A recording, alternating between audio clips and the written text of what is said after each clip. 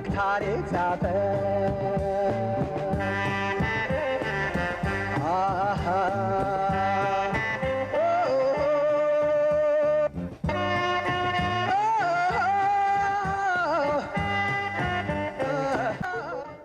ደርግ የተቃውሞ እንቅስቃሴዎችን እየጨፈለቀ በርካቶች ተፍረክርከው ከትግሉ በወጡበት ወቅት ነበር። ጥቂቶቹ እልፍ እንሆናለን የሚል የዓላማ ጽናት በሰነቁ 37 ወጣቶች የተመሰረተው የያኔው የኢትዮጵያ ሕዝቦች ዲሞክራሲያዊ ንቅናቄ ኢህዴን የአሁኑ ብሔረ አማራ ዲሞክራሲያዊ ንቅናቄ ብአዴን ዳር 11 ቀን 1973 ዓ.ም ተመስርቶ ወደ ትግሉ በገባበት ወቅት በትግራይ አካባቢ ደርግን የሚፋለመው ህወሓት ከጊዜ ወደ ጊዜ ፍሬያማ የሆነ መምጣቱ ደግሞ ትግሉን እንዲያጎለብት የሞራል ብርታት ሆኖለታል። 37 ሰው ትጥቅ ትግል ለመጀመር ወታደራዊ ስልጠና በትግራይ ውስጥ ወሰድን።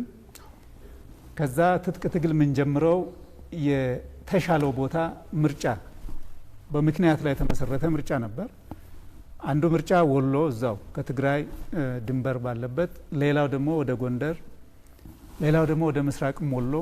ይሄውላ አማራጭ ትንሽ ጥናት ተደርጎ የተሻለ ሆኖ ያገኘነው ዋግ ኽምራ ከዚህ ከትግራይ ተንቤን አካባቢ ወደ ደቡብ ወዳለው ወደ ዋግ ኽምራ ትጥቅ ትግል ለመጀመር መግባት ነው የተወሰነው።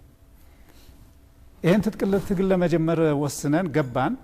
እንግዲህ ቀደም አድርገን ትንሽ ገብተን ስንንቀሳቀስ ቆየንና መጋቢት መሰለኝ መጋቢት ውስጥ ሚሲግ ሚካኤል የሚባል አንድ ቦታ አለ እዛ ዋግ ኽምራ ውስጥ። እዛ ላይ ትጥቅ ትግል ጀምረናል ብለን ደርግም ጠላትም ይወቅ ወዳጅም ይወቅ ብለን አወጅን።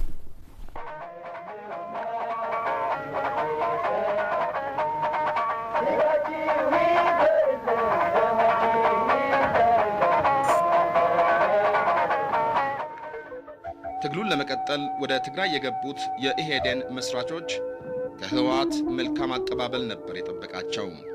እስከ 1970ዎቹ የመጀመሪያ ዓመታት ድረስ ከህዝቡ በቀር በደርግና ሌሎች ጸረ ደርግ አቋም ይዘው ህልውናውን ለማጥፋት በተዘጋጁ ኃይሎች ተከቦ የነበረው ህወሓት በዓላማ አጋር ሊሆን የሚችለው ድርጅት ማግኘቱ ሁለቱ ድርጅቶች የበለጠ የተቃውሞ አንድነታቸውን አስተባብረው እንዲንቀሳቀሱ አደረጋቸው።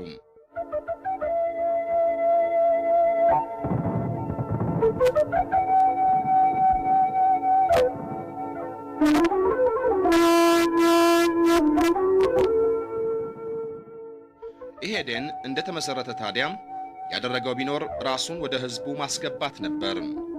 ህዝቡን በማንቃት በማደራጀትና በማስታጠቅ የትግሉ አካል ነበር ያደረገው። በለሳ አካባቢ የተወሰነ ህዝብ ስራ የመስራት ልምድ ቢኖርም በኢህአፓ በኩል በጣም ትልቅ ጉድለትም ነበር። በህዝብ ስራ ረገድ ህዝብን ማደራጀት ላይ፣ ህዝብን ማስታጠቅ ላይ፣ ህዝብን የትግሉ ኃይል አድርጎ መውሰድ ላይ በጣም ትልቅ ድክመት ስለነበረ የህዝብ ስራችን ላይ ነው መወሰድ ያለበት ትምህርት። ኢህአፓ የፈጸማቸውን ድክመቶች መድገም የለብንም የሚል ነው የመጀመሪያው። ሁለተኛ በጣም አሰቃቂ የነበረ አስተዳደራዊ በደል ይደርስበት የነበረ ህዝብ ስለነበረ እንዳውም መጀመሪያ ላይ እነዚህ ጊዜያዊ ኮሚቴዎች ጊዜያዊ አስተዳደር ኮሚቴዎች 74 ዓመተ ምህረት ማቋቋም ከመጀመራችን በፊት እነሱንም ካቋቋሙን በኋላ ድርጅቱ በጣም ትኩረት የሚያደርገው ጉዳይ በደል በህዝቡ ላይ በደሎች የተፈጸሙ በደሎች በገብሬ ማህበር የተፈጸሙ በደሎች መልክ የማስያዝ እለት ተለት አስተዳደራዊ ጉዳዮች ሳይቀር መልክ የማስያዝ እነዚህን ገፈፍ እያደረግንለት ስንሄድ ተስፋ እያሳደረ ይሄዳል። በዚህ ላይ እንግዲህ ሌሎች ደጋፊ ሁኔታዎችም ነበሩ። በትግራይ በስተሰሜኑ ያለው ትግራይ ነው። ትግራይ ደግሞ ጥሩ ትምህርት የሚሰጠው ኤሪያ ነው የነበረው አካባቢ ነው የነበረው። በአጭር ጊዜ ውስጥ የህዝብ ድጋፍ ያገኘውን ኢህዴንን በጨቅላነቱ ለማጥፋት ደርግ ከወታደራዊ ዘመቻ በተጨማሪ ሰርጎ ገቦችን በመላክ ጭምር የተለያዩ የማጥፋት ሙከራዎችን አድርጓል። ደርግ በለሳ ከሚባለው አንድ 8 ያለበት ስኳር ይልካል። ስኳር ይልክና ከነትጥቃቸው ከነቦምባቸው ጆይን እናደርጋለን ብለው የመጡ ናቸው። እነኚህ ቦምብ አላቸው፣ ክላሽን አላቸው፣ ታጥቀው የመጡ ናቸው። እጅ ሰጥተዋል ብለን ነው እኛ የምናስበው። እሱ ብቻ አይደለም። ያኔ ደግሞ ትንሽ ስትሆን ስትበላ ምግብ አንዴ ሰርተህ በግሩፕ ነው የምትበላው። አንድ ጊዜ ማዕድ ሰርተህ በጋራ ነው የምትበላው። እና አንዱ የነበራቸው ስልት መርዝም በማስገባት ከዛ በላይ ያለው እንደው በቦምብና በእንትን ጨፍጭፎ የመሄድ ነው። ይሄ ነበር የነበረው። ይሄ እዛው ውስጥ ቀደም ብሎ መጥቶ የተቀላቀለን አርሶ አደር ነበርና በሱ ኮንታክት ነው የመጡት ሰዎች ነበሯቸው። በዛ ኮንታክት መጥተው ነው የገቡት። ይሄ ተገኘ። በሌላ በኩል ደግሞ ይሄ አመራር ከርቷል። ስለዚህ አንድ የጫረው ነገር ምንድነው? አንድ ልህ አለ ማለት ነው። አንድ ነገር አለ ማለት ነው። የኛ ወደ ትግል መግባትና እንትን ማድረግ የፈጠረው ነገር አለ። የኛ ትግል እየታወቀ ነው ያለው። ስለዚህ ለማጥፋት የሚሄደው ይሄ መንግስት ገና በጨቅላነታችን ለማጥፋት ነው። ስለዚህ የበለጠ እልህ እንድንገባ ነው ያደረገን። ስለዚህ ያኔ መርዙም ቢሳካ እዛ የነበሩት የመጡት ስኳዶችም ውስጥ ካለው ጋር የቀሬውን አመራርና ያለውን አስኳል የመቱት ትግሉ መበተኑ የማይቀር ነበር የነበረውና እሱ በጣም ፈታኝና የማይረሳ ነው። ሌላው 74 ላይ ከዛ ስንንቀሳቀስ ቡግና እዚህ ከህወሓት ጋር ደግሞ 74 ላይ ሐሙሲት ጋር ተደረገው ውጊያ ጥሩ ኮማንደሮች በጣም ጎበዞች ምንላቸውም መስዋዕትነት ከፈሉ እና ያኔ ነው እንግዲህ ያልተንበረከክ ነው የሚለውም የመጣው ከዛ በኋላ ነው። ብዙ ጀግኖች ጎበዝ መሪዎች ምንላቸው ከመሀላችን እያጣን የሄንበት ሁኔታ እየተፈጠረ መጣ። ያቺ ሁሉ የምትዘምረዋ መዝሙርም ከነኚህ ኢንሲደንቶች በኋላ ከነኚህ ሁኔታዎች በኋላ የመጣ ነው። ስንቶች ተሸንፈው ከጎዳና ወጡ፣ ጥቂቶች ቆራጦች ያልተንበረከክ ነው። ነገር ብንሆናለን ታሪክ ምስክር ነው። ነገር ብንሆናለን ታሪክ ምስክር ነው። የከፋ ከፋ መዓት ይውረድብን፣ የሌለሽ መከራ እንቅፋት ይግጠመን፣ የፋሽስቶች ገድል ነበልባል ይቅረብን፣ እነሱ ነራቸው ውሸት ያናፋብን፣ በትግል በሚላ ባመፅ እንጠራለን፣ በንጹህ ደማችን ይሆናል። ኢህዴን ገና በሁለት እግሩ ለመቆም በሚድህበት ወቅት ህልውናውን ለማጥፋት በደርግ ሲሰነዘሩበት የነበሩ ጥቃቶችን ከመመከት አልፎ ድልን በመቀዳጀት ቀስ በቀስ ክንዱን ማፈርጠም ቻለ። የተነሳለት ዓላማም ህዝባዊ ነበርና በሚታገልለት ህዝብ እቅፍ ውስጥ ለመግባት አላዳገተውም። በእነዚህ ድሎች ታጅቦም ታሪካዊ የተባለውን የመጀመሪያ ጉባኤውን አካሄደ።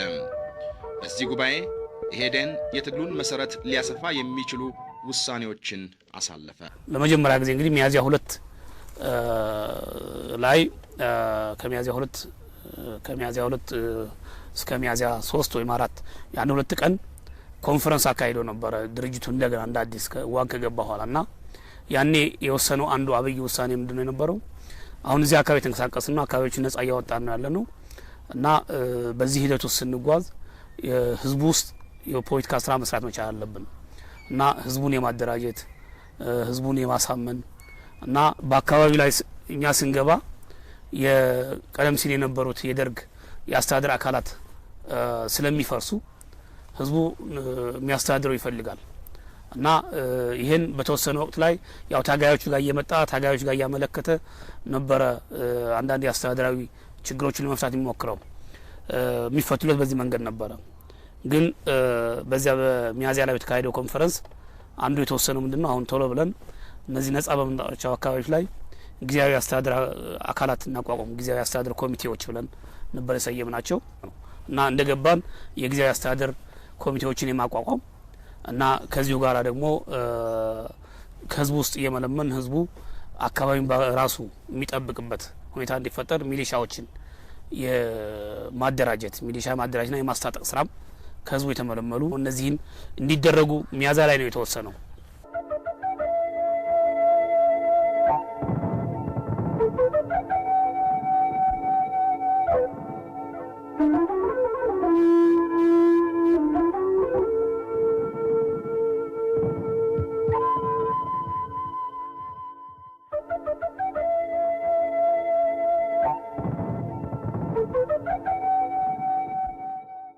ኢህዴን ገና በአፍላ ዕድሜው በህዝብ ጉያ ታቅፎ በደርግ ላይ በወሰዳቸው የማጥቃት እርምጃዎች የማይንበረከክ መሆኑን ብቻ ሳይሆን ጠላት ሊደብቀው የማይችል ኃይል መሆኑን አስመሰከረ። አርሶ አደሩን ይዞ የተነሳው ኢህዴን በአጭር ጊዜ ውስጥ በሰሜን ወሎ የሚገኙ በርካታ ቦታዎችን ከደርግ መዳፍ ነፃ ማውጣት ቻለ። የድሮው ኢህዴን የዛሬው ብአዴን ማለት ነው በሁለት ነገር ሊገለጽ የሚችል በአንደኛው በኩል በህብረተሰቡ የነበረውን ተሰሚነት የማስፋት ይሄ ተሰሚነቱን የማስፋት ይዟቸው ከነበረው ጠባብ ክልል ሰፋ ወዳለ ከባቢ ላይ የሚሄድ ባንድ በተወሰነ ከባቢ ላይ የነበረው ግንባሮቹ ወደ ሁለት ሰፋ ያሉበት በዚህ ወቅት ላይ ደግሞ ተሰሚነቱን የመጨመር የያዘውን ዓላማም የማስተዋወቁ ከህብረተሰቡ ማግኘት የሚገባውን የኃይልም የሪሶርስም በከፍተኛ መጠን ያደገበት ነው። ነፃ የወጡ አካባቢዎችንም ያሰፋበት ሁኔታ ለምሳሌ ቀደም ብሎ በ78 አካባቢ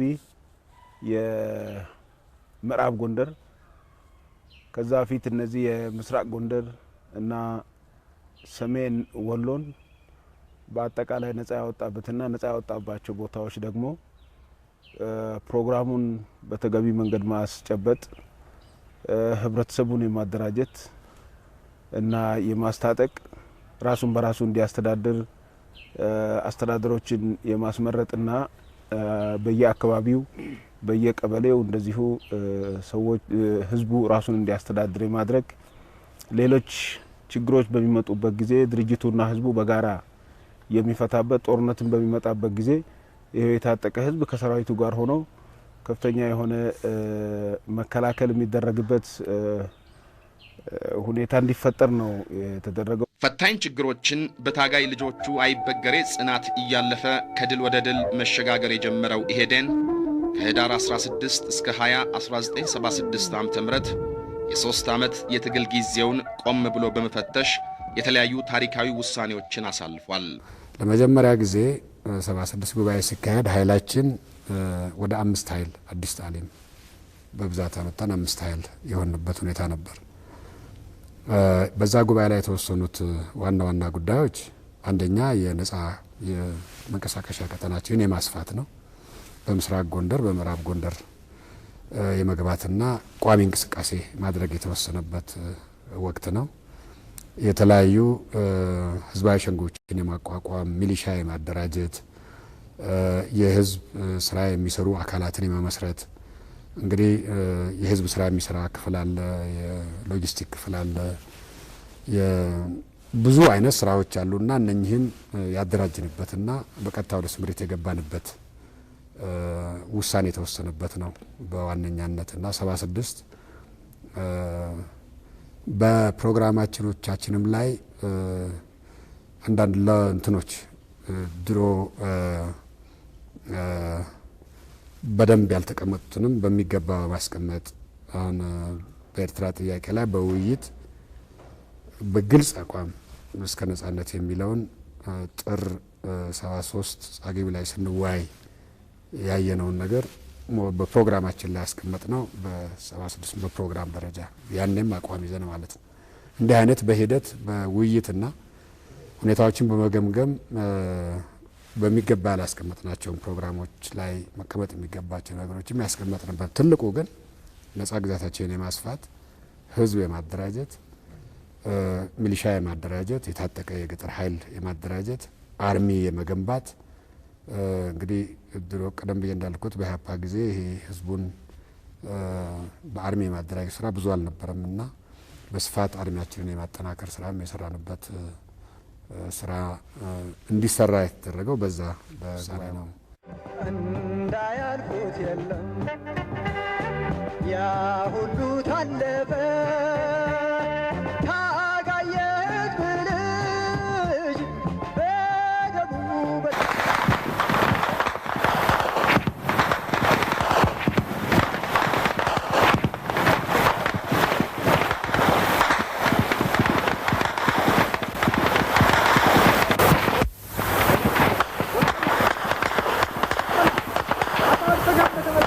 ኢህዴን በአንድ በኩል የሚያካሂደው ጸረ ደርግ ትግል ከጊዜ ወደ ጊዜ እየተጠናከረ በመጣበት ወቅት ህወሓት ደግሞ በትግራይ የተለያዩ አካባቢዎች ሰፍሮ በነበረው የደርግ ኃይል ላይ ከፍተኛ ድል የተቀዳጀበትና ነፃ መሬቱንም እያሰፋ የመጣበት ወቅት ነበር።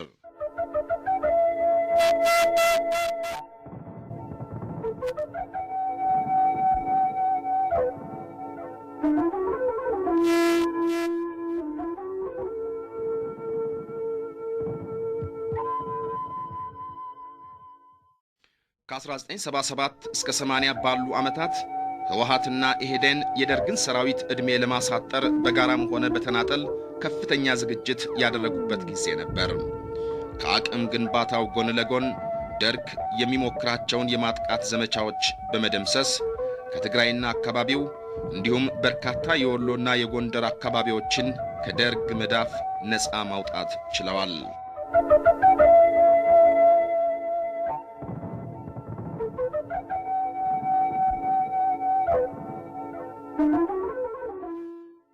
በ1980 መግባቱን ተከትሎ ባሉት ወራት ህወሓት ከተከላካይነት ወደ አጥቂነት ተሸጋገረ። በዚህም ምጉላት፣ ስንቃጣ፣ ወቅሮ በተባሉ የትግራይ ቦታዎች ላይ ሰፍሮ የነበረውን የደርግ ጦር ህወሓት ደመሰሰ።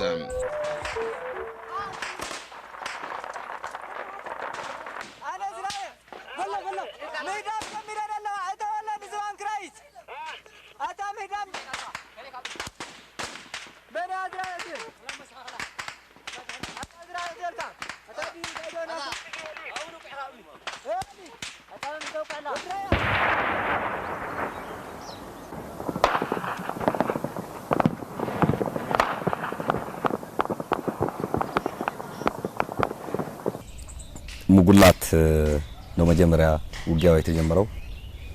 ሙጉላት ውጊያ ሲጀመር ሁለት ጊዜ ነው የተካሄደው። የመጀመሪያው የሙጉላት ውጊያ አልተሳካም፣ ሙሉ በሙሉ አልተሳካም። ስላልተሳካ ወደ መጀመሪያ የነበርንበት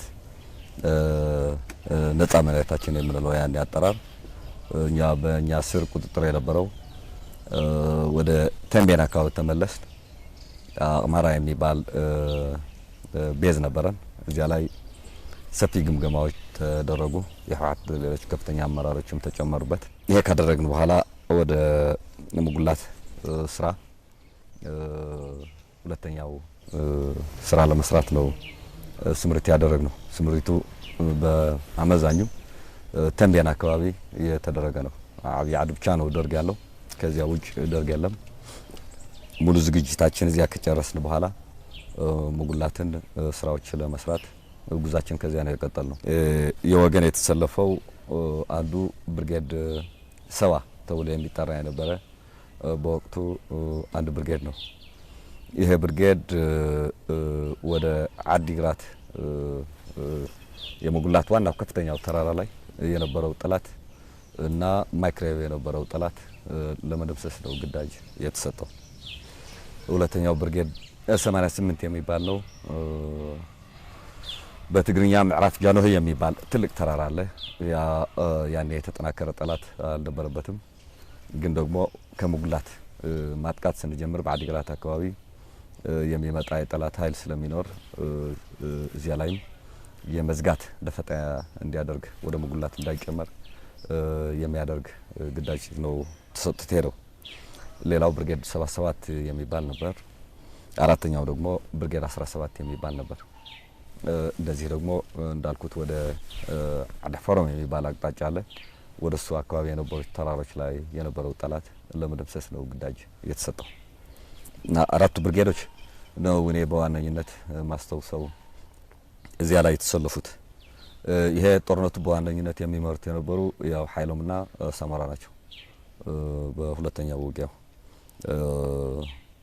እነዚህ ያልኳቸው ብርጌዶች ደግሞ ብርጌድ አደረጃጀት ነው የነበረን። ያኔ የህወሓት ከፍተኛው አደረጃጀት ከነሱ ጋር ይሄ የግንኙነት እና የኮማንድ ስርዓቱ ይፈጸማል። ውጊያው ጧት 11 ሰዓት ከሌሊት ነው እንዲጀመር የተደረገው። አሁን የኛ ከባድ መሳሪያ የሚባል የለንም። ያሉን ከባድ መሳሪያዎች በጣም ጥቂቶች ናቸው። የደርግ ግን አዲግራት ይሄ መድፈኛ ተብሎ በሚጠራ ካምፕ ላይ ብዛቱ በትክክል አሁን አላስተውሰውም በርከት ያለ 122 ነበሩ። በውጊያው ሄሊኮፕተር ተዋጊ ሄሊኮፕተርም ተሳትፈዋል።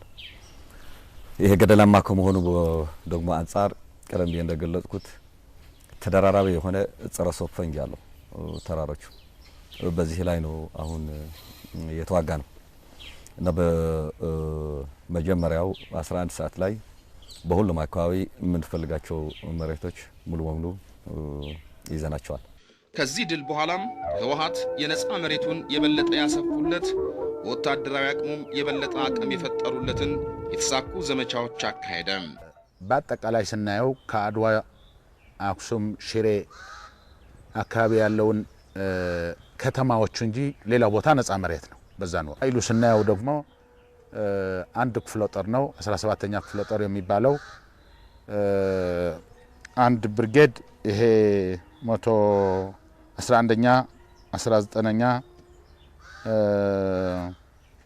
86ኛ 114ኛ የሚባሉ አራት ብርጌዶች ይዘው ነበር እና ድጋፍ ሰጪ ይሄ የተኩስ ድጋፍን በተመለከተ ይዘው ነበር ለብዙ ጊዜ እዚህ አይቆየውና 11ኛ ብርጌድ አክሱም ነው የተቀመጠው። 19ኛ እና 86ኛ ብርጌዶች ሽሬ ናቸው። 114ኛ ደግሞ አድዋ ነው። እንደዚህ ነው ተስለው የነበሩት። ስለዚህ እነዚህ በሶስቱም ቦታ ከፋፍለን ብናጠቃ መደምሰስም እንችላለን የሚል አስተሳሰብም የነበረበት ነው። ከዚህ በመነሳት ያኔ ውጊያውን የተከተልነው አቅጣጫ መጀመሪያ አክሱምን መደምሰስ ነው፣ አክሱምን መቆጣጠር ነው እና አክሱም ተዋጋን። አክሱም በጥሩ ሁኔታ ጨረስነው። አክሱም ጨረስንና እንዳለ ደግሞ አድዋ ነው መሄድ የጀመርነው። አድዋ ያለውን 114ኛ ብርጌድ ለመደምሰስ ያው ሽሬ እንዳይመጣ የሚከላከል የሚዘጋ ኃይል አለ። አድዋ ለማጥቃት ሙሉ ቀን አክሱም ተቆጣጠርንና ማታ እንደገና ወደ አድዋ መሄድ ነበረብን። ወደ አድዋ ሄደን ተጠጋን። ያኔ ሁሉም በየተመደበበት ግንባር ተጠጋ። ውጊያ ለመጀመር ተዘጋጀን። ግን ማቀናጀት ላይ ሀየሎም ነበር ያ አድዋ ማጥቃትን የሚመራውና የተወሰነ ችግር አጋጥሞ ስለነበር እንድንውል ተደረገ። ተጠግተን ዋል። አድዋ ባጭር ጊዜ ጨረስ ነው። በተራዘመ የፖለቲካና የትጥቅ ትግል ደርግን ለመጣል የተነሳው ህወሓት በትግራይ የተለያዩ ቦታዎች ሰፍሮ በነበረው የደርግ ሰራዊት ላይ በከፈተው የማጥቃት እርምጃ ወደ አጥቂነት መሸጋገሩን ብቻ ሳይሆን ድሉ አይቀሬ መሆኑን አረጋገጠ። እንዳያልኩት የለም ያ ሁሉ ታለፈ ታጋየት ብልጅ በደሙ በዳቡ ደማቅ ታሪክ ጻፈ። ከትግራይ በስተደቡብ ደግሞ የደርግን ጦር መፈናፈኛ ያሳጣው ኢህዴን በተለያዩ ቦታዎች በከፈታቸው ግንባሮች የደርግን ጦር ለኪሳራ ዳረገ።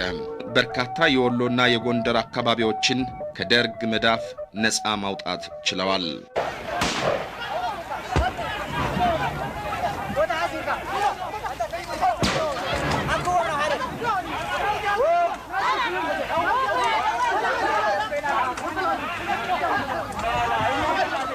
ህወሓትም ሆነ ኢህዴን ከደርግ ጋር ያካሄዱት ትግል ከጊዜ ወደ ጊዜ እየጎለበተና እየተጠናከረ ሲሄድ፣ በአንጻሩ ደርግ የቆመበት መሬት እየተሸረሸረ መሄዱን ቀጠለ።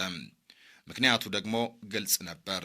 በጸረ ደርግ ትግሉ የተሳተፉ ዲሞክራሲያዊ ኃይሎች የህዝብ ድጋፍ ነበራቸውና በተለይ የትግራይ እንዲሁም የአብዛኛው የወሎና የጎንደር አካባቢዎች ነፃ መሬት ህዝቦች ልጆቻቸውን እየመረቁ ወደ ትግሉ እንዲቀላቀሉ አደረጉ። በአንጻሩ ደግሞ ደርግ ከወላጆቻቸው ጉያ እየነጠቀ ወጣቶችን ላላመኑበት ጦርነት መማገዱን ተያያዘው። ያም ሁሉ ሆኖ ዕድሜውን ማራዘም ከቶ የማይታሰብ ሆነ። የጸረ ጭቆና ትግል ግንባር እንዲፈጥሩ ያደረጋቸው ህወሓትና ኢህዴን የጋራ የተቃውሞ ክንዳቸውን አስተባብረው በመንቀሳቀስ የበርካታ ድሎች ባለቤት ሆነዋል። በተለይ ሁለቱ ዲሞክራሲያዊ ድርጅቶች በ1980ዎቹ መጨረሻ ገደማ ከአምባላጌ እስከ ኮረም ሰፍሮ በነበረው የደርግ ሰራዊት ላይ የወሰዱት ጣምራ ክንዳችን የተባለው የማጥቃት ዘመቻ የደርግን ውድቀት አይቀሬ መሆኑን አመላክቷል። ህወሓትና ኢህዴን በጋራ በመሆን ኮረምና ማይጨው አካባቢ የነበረን ኃይል ጣርማክንድ በሚል የዘመቻ ስያሜ በሙሉ በዚህ የነበረውን ኃይል መተውት ነበር። ልክ ኃይል ከተመታ በኋላ ደርግ የተከተለው ከፍተኛ ኃይል በህወሓት አቅጣጫም ተመሳሳይ በኢህዴን አቅጣጫም ነበር ያንቀሳቀሰው። በኢህዴን ዋንኛ የነበረው የደርግ ወደ ኢህዴን የነበረው ኢህዴን ከሰሜን ወሎና ከደቡብ ጎንደር እንቅስቃሴዎች በዛን ጊዜ እዛ አካባቢ ከፍተኛ ነው የነበረው። ከዚህ ጠርጎ የማውጣት ነበር። ይህን ኃይል እዚህ የመጥረግ ነበር አላማ አድርጎ ደርግ የተንቀሳቀሰው። ከዚህ የተነሳ በደርግ የተንቀሳቀሱ አንድ ብርጌድ 100ኛ ብርጌድ የሚባል ከላሊበላ አቅጣጫ ላስታ ውስጥ ነፃ የወጡ አካባቢዎችን እነዚያን እየተቆጣጠረ በቀጥታ ወደ አንድ ወርቅ አቅጣጫ ነበር የመጣው። ወደ ቢውል ያለ የምንጠራው ዋጋ አካባቢ ያለ መሬት ማለት ነው። ሌላኛው ደግሞ 95ኛ ብርጌድ ደግሞ ከኮረም አድርጎ ሰቆጣን እየተቆጣጠረ ቀጥታ ወደ አንድ ወርቅ አቅጣጫ ነበር የመጣው። ተመሳሳይ ሌላ ብርጌድ ከጀርባ ከበለስ አቅጣጫ አድርጎ በታች በጊዜው ደጀን በምንለው አቅጣጫ አድርጎ ተከሰን ቆርጦ ወደዚህ ነበር። ሁሉም የሶስቱም ብርጌዶች ታርጌታቸው የነበር በዋነኛነት በጊዜው ኢህዴን እንደ ቤዚ ይጠቀምበት የነበረውን ምስራቅ እያለ የሚጠራውን አካባቢ እዚህ ላይ ነበረ ሁሉም እንቅስቃሴያቸውን አድርገው የነበረ ብርጌዶቹ። በኢህዴን በኩል ይህን ኃይል ለመምታት ከርቀት እያዳከም የመምጣት ነበር የነበረው አፈጻጸም።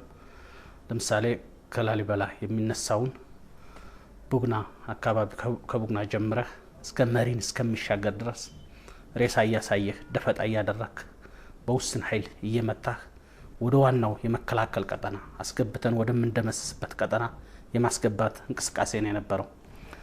ተመሳሳይ ከኮረም የሚመጣውን ከወለህ ጀምሮ የተመደቡ አካሎች ይህን የሚመታ ይሄ ኃይልም በደፈጣዎች እየመታህ በቀጥታ መጨረሻ ላይ ልክ ቢውል እያልን የምንጠራው ከአካባቢው የተሻለ ወታደራዊ መሬትና ያንን ኃይል ለመምታት የሚያስችል እዛ አካባቢ የተሻለ የመከላከል ቁመና ፈጥሮ ልክ ይህ ኃይል ከገባ በኋላ ሙሉ በሙሉ ውጊያው እዛ አካባቢ ላይ የሚደረግበትና ጥላትም ከደጀኑ በጥልቀት ወደ ነፃ ግዛት እየገባ ስለሚሄድ የበለጠ ለመምታት በሚያስችል የተዘጋጀ ነበር እቅዱ።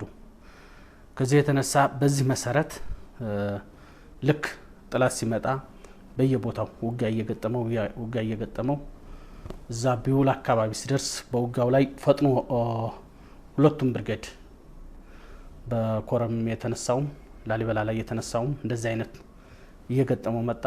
ልክ ቢውል ሲደርስ ፈጥኖ የገባው 100ኛ ብርጌድ ነበረ። ከላስታ አቅጣጫ የተነቃነቀው 100ኛ ብርጌድ ነበረ። ይሄ ብርጌድ ከጧቱ 3 ሰዓት ጀምሮ እስከ ማታ ድረስ ሁሉም ሻለቃዎችን አስገብቶ ወደ መከላከል ቀጠናው ሙሉ በሙሉ ገብቶ ውጋውን ቀጸለ። ልክ ውጋው ቀኑን ከቀጸለ በኋላ ወደ ማታው አካባቢ ኃይል የኛን የመከላከል ቀጠና ሰብሮ መውጣት አልቻለም። በዘመናዊ የጦር መሳሪያዎቹና በብዙ ሺህ የጦር ሰራዊቱ ይመካ የነበረው ደርግ የህወሓትና የኢህዴንን ትግል ለማስቆም በተደጋጋሚ ያደረጋቸውን የማጥቃት ዘመቻዎች ህዝቡና ድርጅቶቹ በጋራ ባደረጓቸው የመከላከል እንቅስቃሴዎች እቅዶቹ ፍሬ አልባ ሆኑ። ደርግ ታዲያ እመራቸዋለሁ በሚላቸው ዜጎቹ ላይ ይህን መሰሉን እርምጃ መውሰዱን ቀጠለ።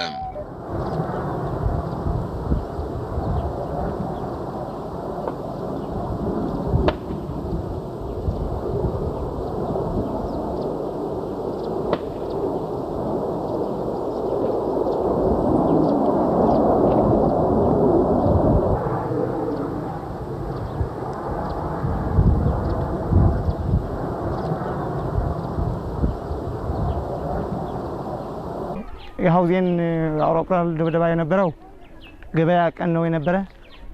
ገበያ ሮብ ቀን ማለት ነው ሁሉ አውራጃ ከአራት አውራጃዎች የሚሰበሰብበት ከተማ ነው ይሄ ሀውዜን ትልቅ ገበያ ነው የነበረ በዛ ሰዓት ግን 5 ሰዓት አካባቢ ሄሊኮፕተሮችና ሚኮች መጥተዋል ከዛ ሰላማዊ ሰው አይጨፈጭፉም እነዚህ መንግስት ያየ ሰላማዊ ሰው አይጨፈጭፍም ያለ ህዝቡ ደግሞ ዝም ብሎ ገበያው ያደረገ 5 ሰዓት ተኩል አካባቢ መጥቷ በግምት ማለት ነው ጨፍጨፋው ጀመረ ሄሊኮፕተሩና ሚኩም ጨፍጨፋው ጀመረ የሚሸሽ ሰው የነበረ በ50 ካሪበር ያደረገ መምታት ጀመረ ማለት ነው ቤቶቹ ደግሞ ላምፓን መርዛም ጋዝ የሚባል ትልቅ በርሚኖች በቤት ላይ ያረፈ ጨፍጫፍ ጀመረ ማለት ነው የደርግ ስርዓት ስለዚህ በዛ ሰዓት ግን 2500 ህዝብ ነው የሞተ ሀውዜን ከተማ 80 ሰነ 15 ቀን ማለት ነው የዘር ገበሬው የሚጠበቅበት ወቅት ነው የነበረ እዛን ግን የስርዓት ደርግ ግን ጨፍጨፋው አስቀቃይ ነው የነበረ ከዛ በእኛ ላይ ጉዳት የደረሰ አባቴ እናቴ ወንድምቴ አክስቴ 13 አካባቢ በቃ ጠቅላላ ቤተሰብ እንዳለ ቤታችን ላይ መርዛም ጋዝ አረፈና ሁሉ ነው የተጨፈጨፈ ከ20 በላይ ነበርና 13 አካባቢ ሞቱ 9 ሰው ደግሞ ተቆፍረን ወጥተናል ማለት ነው በዛን ሰዓት ሀውዜንን ጨምሮ ሀገረ ሰላም ማይቅንጣልና ሌሎች ከተሞችን ደርግ በጦር አውሮፕላኖች በግፍ ጨፈጨፈ በአማራ ክልልም ሰቆጣን ጨምሮ የተለያዩ ከተሞች የደርግ የአውሮፕላን ጭፍጨፋ ሰለባዎች ሆኑ ህወሓትና ኢህዴን ከፍተኛ የህዝብ ድጋፍ እንዳላቸው የተረዳው ደርግ ህዝቡን በአፈሙዝ አንበርክኮና ቀጥቅጦ ለመጨቆን እንዲያስችለው በትግራይ ህዝብ ላይ ያስቸኳይ ጊዜ አዋጅ ነበር የደነገገው የትግሉ ባለቤት የሆነውን ህዝብ አንገት ለማስደፋትም በጭካኔ ድርጊቱ የደርግን አንጀት የሚያርሰውን ሻምበል ለገሰ አስፋውን የበላይ አስተዳዳሪ አድርጎ ሾመ